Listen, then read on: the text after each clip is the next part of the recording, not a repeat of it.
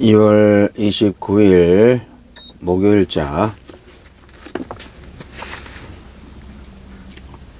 노준엽의 날마다 성경 마가복음 7장 24절로 37절 말씀.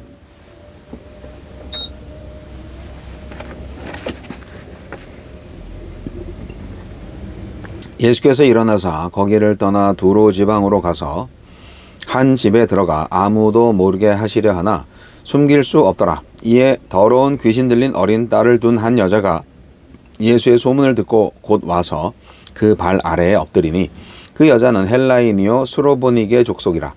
자기 딸에게서 귀신 쫓아내 주시기를 간구하거늘 예수께서 이르시되 자녀로 먼저 배불리 먹게 할지니 자녀의 떡을 취하여 개들에게 던짐이 마땅치 아니하니라. 여자가 대답하여 이르되 주여 올소이다마는 상 아래 개들도 아이들이 먹던 부스러기를 먹나이다. 예수께서 이르시되 이 말을 하였으니 돌아가라. 귀신이 내 딸에게서 나갔느니라 하시매 여자가 집에 돌아가 본즉 아이가 침상에 누웠고 귀신이 나갔더라. 예수께서 다시 두로 지방에서 나와 시돈을 지나고 데가볼리 지방을 통과하여 갈릴리 호수에 이르시매 사람들이 귀먹고 말다듬는 자를 데리고 예수께 나와 안수하여 주시기를 간구하거늘 예수께서 그 사람을 따로 데리고 무리를 떠나사 손가락을 그의 양 귀에 넣고 침을 뱉어 그의 혀에 손을 대시며 하늘을 우러러 탄식하시며 그에게 이르시되 에바다 하시니 이는 열리라는 뜻이라. 그의 귀가 열리고 혀가 맺힌 것이 곧 풀려 말이 분명하여졌더라. 예수께서 그들에게 경고하사 아무에게도 이르지 말라 하시되 경고하실수록 그들이 더욱 널리 전파하니 사람들이 심히 놀라 이르되 그가 모든 것을 잘하였도다. 못 듣는 사람도 듣게 하고 말 못하는 사람도 말하게 한다 하니라. 부스러기 은혜. 새 정결 기준을 제시하여 이방인과 유대인의 장벽을 허문 예수님은 이방 여인의 귀신 들린 딸을 고쳐주시고 이방 지역에서 귀먹고 말 더듬는 사람을 고치십니다. 예수님은 어떤 분입니까? 정결법을 준수하지 않는 이방인들에게 신자로서의 정당성을 부여하신 예수님은 이방 지역 두로를 방문하셔서 귀신 들린 딸을 둔 이방 여인과 대화하십니다. 귀신 들린 딸, 이방 출신, 여인이라는 신분 모두 유대인의 관점에서는 대면조차 부적절하지만 예수님은 그를 배척하지 않으십니다. 유대인들이 알면 험담거리가 될 만하지만 예수님 안에 참된 치유가 있음을 믿고 나온 이 여인이야말로 진정으로 정결한 하나님의 백성이기 때문입니다. 이방인을 개로, 유대인을 아이로 비유하시며 식사 자리에서 어떤 부모가 아이에게 줄 떡을 개에게 먼저 주겠냐고 반문하십니다. 신학적 입장을 선언하신 게 아니라 여인의 믿음을 촉구하신 것입니다. 의도적으로 유대인의 선민의식이 담긴 표현을 하셔서 여인의 고백을 통해 공개적으로 그 편견을 허물려 하신 것입니다. 여인은 개들도 식사를 방해하지 않으면서 아이들이 흘린 부스러기를 먹을 수 있다고 대답합니다. 자신을 개로 낮춘다면 애완견이라도 되어 메시아 잔치에 참여하고야 말겠다는 겸손과 절실함을 보인 것입니다.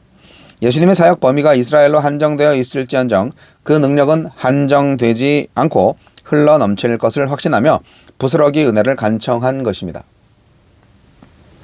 주께서 내 믿음이 관념이 아닌 행동이 되도록 수치의 자리로 놔주실 때 어떻게 반응합니까? 이 말을 하였으니 돌아가라 말씀하시며 즉시 딸을 고쳐주시는 예수님. 애초부터 이 말을 들으시기 위해서 일부러 냉담하게 반응하신 것입니다. 여인은 예수님의 기대에 부응하는 대답을 했고 예수님은 이방인임에도 불구하고 여인의 간구를 곧바로 들어주십니다.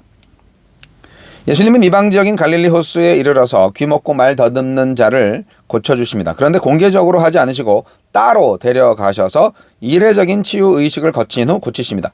이 환자와 제자들만의 영적 깨달음을 위한 기적일 것입니다. 요즘 나를 가르치시기 위해 특별히 보여주신 말씀이나 사건은 무엇입니까? 주여 부스러기만으로도 충분하다고 여길 만큼 은혜를 간절히 사모하며 살게 하소서.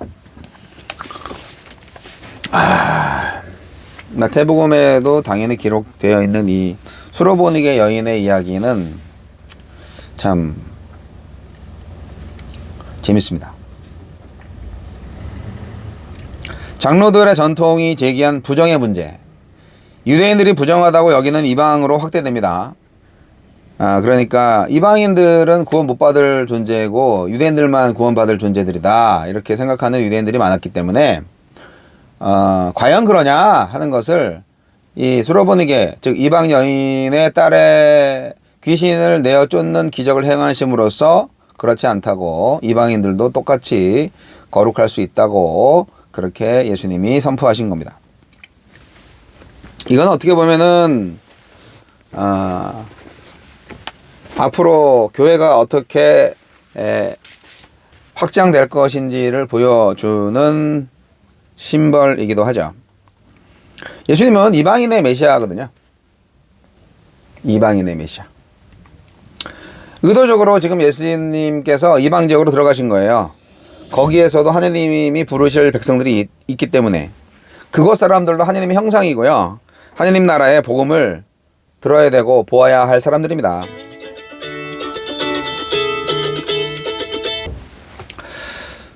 자, 이방인의 메시아인 예수님은 사실 유대인의 메시아로 오셨습니다.